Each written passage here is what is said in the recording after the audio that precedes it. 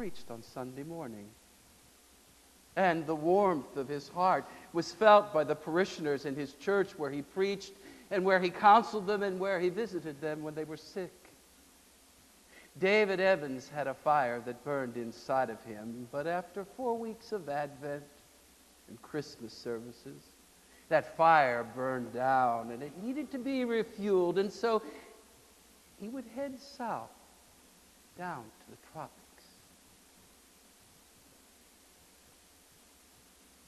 The tropical sun was like manna from heaven above.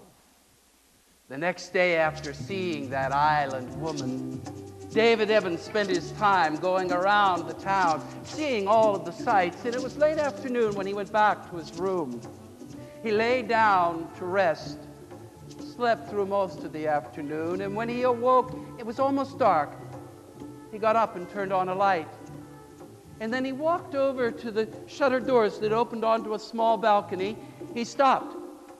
Through the narrow shaft of light, he could see across his balcony, across the narrow street, doors had opened, and there was the woman. The fire-eating woman was right there on the other side. He tried to think of something clever to call to her, but as he stood there trying to think, she turned away. He watched her sensuous body, the shape of her body as she disappeared through the door. And as she closed her door, he opened his door and stepped out onto his balcony. A look of disappointment came across his face. He hadn't been able to think of what to say. And then a smile crossed his face, for he noticed that his shadow from the light in his room was casting. Why, his shadow was reaching right to the balcony where the woman had stood. He called out, "Shadow, do what I cannot. Go into her, see all, and come and tell me." And as you might take a glove off your hand and cast it aside, so David Evans sent his shadow on its way. He turned and went back into his room, and he lay down on his bed. He allowed his mind to play. He fantasized being the shadow going into that room. He imagined there was a dark hallway with a light at the end. He went down to the end of the hallway, looked into the room, and there was the fire-eating woman standing. He came up behind her, put his hands around her neck, and rubbed his hands over her shoulders, down over her arms, and reached his hands around her waist and pulled her close into his body. He felt an energy rise up to his mind, and so he continued. He played the fantasy over 2 or 3 times until the energy rose up inside of him, and he could do only one thing. He could only relieve himself the only way he knew how. When it was over, he felt guilty, alone, and full of shame and sin. The next day, David Evans went on his way, and he left the pension where he had spent the night. He traveled through the country, and that sun, it gave him the energy he needed to replenish his spiritual power. He returned back home. It was Lent season now. Passed on to Easter, Palm Sunday and Good Friday and glorious Easter morning. David Evans threw himself into his work, and he thought that he had put the woman and the shadow behind himself, but no. At night when he would lay down to sleep, or sometimes in the morning when he prayed, the woman would come to him. He would see that dark hallway. He would go down the hallway and into the room and walk up behind the woman and put his hands around her neck. And then, when he had built his energy up, he would relieve himself as he had done before.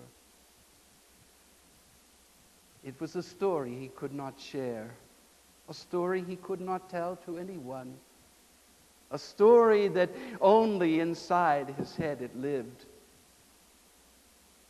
It was one night, a spring night. David Evans was working on his Sunday sermon when he heard a knock at the back door. He didn't know who it was. It was almost midnight. Who could be knocking at the door? A parishioner coming at this time of the night? Why? He walked over and turned on the light, and he looked outside. There was someone standing there in the half-shadow light. It was a stranger with a hat pulled down over his head. David Evans opened the door, and he looked out. "Can I help you?" The man didn't answer. "Can I help you?" "David Evans, I thought you would know me. I am your shadow." I don't know who you are." "Oh, David Evans, you know who I am, David Evans. You know what I mean. That woman, that fire woman inside your head, she's sucking your juices, man. She's pissing on your fire." "David Evans, you know what I mean." "I don't know who you are. Go away, leave me alone." "David Evans, you don't understand. That woman inside your head, you need to find a real woman. You know, your problem is, David Evans, when you smell a woman, what she smells like. When she starts to talk, how she feels, what she thinks, that's when you start to backpedal. That's when you turn and run the other way, David Evans, back to that woman inside your head, to the fire woman. You think about it, David Evans. I'll come back." And so it was.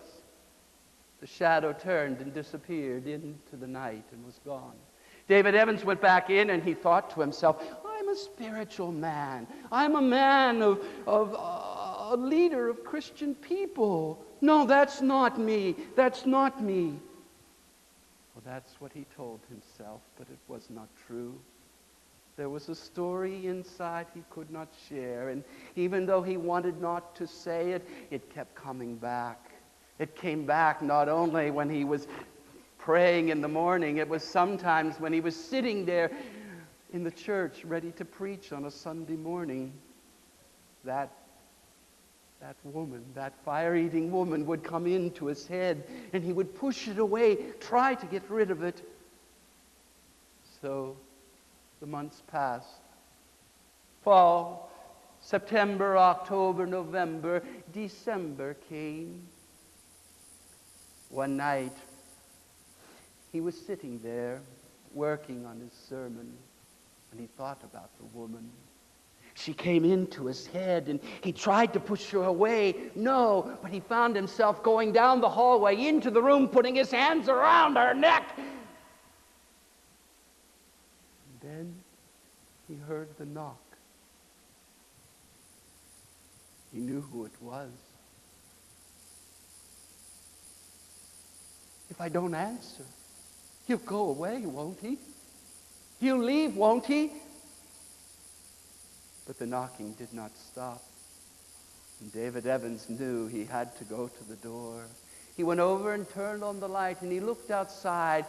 There was a light snow falling. You could see the snow had fallen onto the rim of the man's hat. There was snow over his shoulders. You could see he was cold out there. David Evans opened the door, and he looked outside, but he did not say a word. "David Evans, you and I, we could get together again." "Who are you? Are you the devil? Lucifer? Are you trying to tempt me?"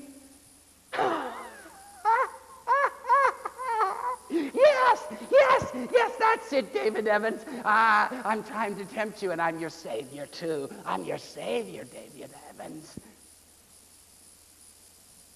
Well, then, what do you want? What do you want me to do? I want you to do just one thing, David Evans. Listen. David Evans. David Evans, Listen to what I have to say. You have to get that woman, that firewoman out of your head. Get her down. Head her south into your heart. Get her down into your groin. Feel her, David Evans. Feel her. And when you do, after you finish with all of your business, when they're all finished, you come south. Come south. Come back down. You and I, we could see that fire-eating woman. We could be